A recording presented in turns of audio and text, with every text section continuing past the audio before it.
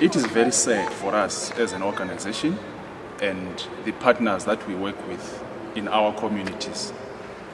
The founding director of Amagugu is late now, Mr. Pathisa Nyathi, and sisebenzela kakhulu.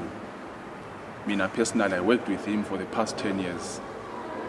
Ngiseceleni kwakhe fundisa kakhulu ngezinto zokulondoloza kwamasiko, engifundisa ngezinto zembali, things to do with writing and all other aspects of arts, culture and heritage domains. So ama-projects amaningi sisebenzela Mr. Pathisa Nyathi esinika i-direction, esinika i-guidance as to how to implement various creative projects. This particular project esikhuluma ngayo ezimbali siqalela kwaBunyathi ku-recruitment, baseline survey. I remember simdonsa ngezandla kudala engena ngaphansi kwezimbali ethwele ibhuku lakhe le-pen. He was very obsessed with documentation. Ebhala ama-notes akhe, enike advice, encourager, pusher ukuthi sisebenze ngendlela esisebenze ngayo. So siqedile project kodwa sesingaselayo, kodwa sisebenze under his visionary leadership ukuthi project le iphume ngendlela ephume ngayo. I'm happy that we are honoring his memory in this project.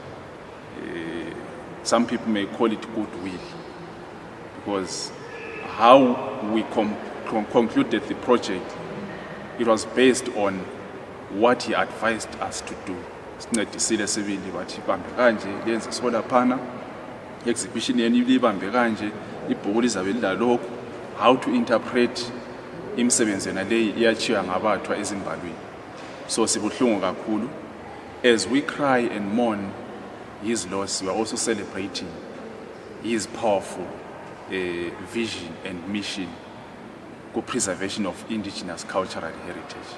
So kodwa siyabonga ukuthi wachiye sincedisile sinikile lendlela ukuthi siqhubeke njani ngomsebenzi omkhulu awuqalileyo.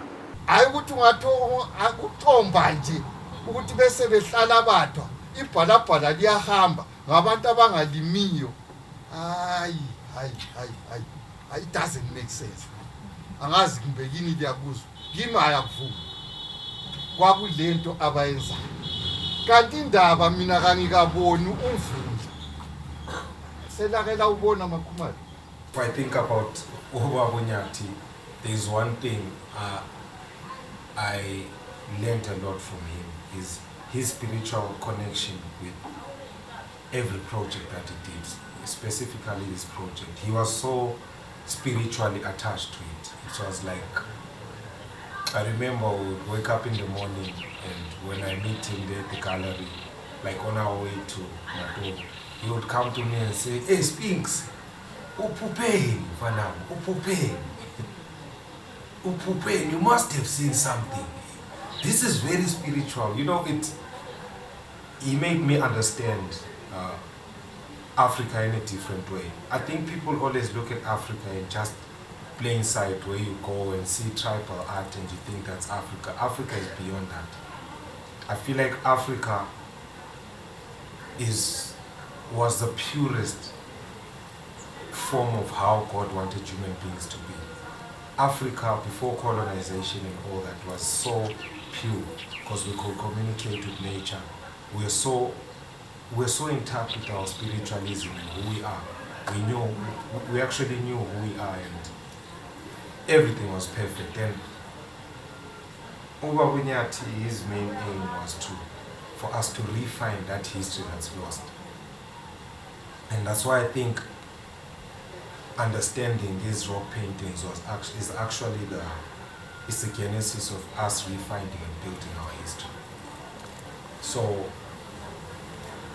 I'm glad to say that with the team that we're working with, the dedication of our team, I feel like e-vision Nyathi is going to live on. His spirit and soul will forever live through this vision that he has imparted on people.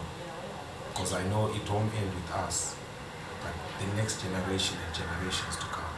So may Ubaba Nyathi soul rest in peace, rest in power, and whoever he is, I would like to know that his vision is very safe with us. It's very safe with us, and this project is a living testimony of his greatness. It's a living testimony of his vision of a greater Africa, an Africa that knows where it comes from. Is an Africa that knows where it's going. What you should know with the African is he will do things without unearthing the underlying principles, rules, the science. If I can bewitch you and it works, what else do I want? Full stop. You don't go into how it worked. No. We don't operate like that as African. And this beautiful project, it has been an amazing journey that also came with the sad news of when we were now left without a parent or without a leader, Ubaba Nyathi, who is one person who have been spearheading this project and was really in love with this project. It is so funny that it is a spiritual journey. He actually, it seemed like he actually knew that he was not going to do another project except this project, because he kept on saying, this is the biggest project that I've done, and this is my last project that I will ever do, not knowing that Ubaba Nyathi had actually now been in communication with the spiritual realm, with our spirit, our ancestors, knowing that Baba Nyathi, whatsoever you are doing, please leave an impact on the younger generation and the rest of the team that was part of the project. The passing of Ubaba Nyathi left us really sad, and it left us really wounded. Up until today, we still can feel the wounds. We can still imagine what he would say. We still joke around it. Ubaba Nyathi now trying to explain things in a different way or in a different format that we didn't see it as it was. And the rock art would say, hi, aselibuke lapha ukuthi kuyini lokho. Hayi, kuyini lokho. Ngathi sengimbona Ubaba Nyathi. That was one of his biggest catchphrase. He would ask, kuyini lokho, meaning what is this? And he would actually say, we are free to explain it the way we believe or we thought it was, up until we came up with a conclusion as a team to say, all right, let us all agree that this might have been this and that. Ubaba Nyathi has left a long-lasting impression in my life personally, because whatsoever I used to think things shallow, but he has made me to really look deep into culture beyond my culture as a Swazi or somebody who comes from outside the Zimbabwean culture.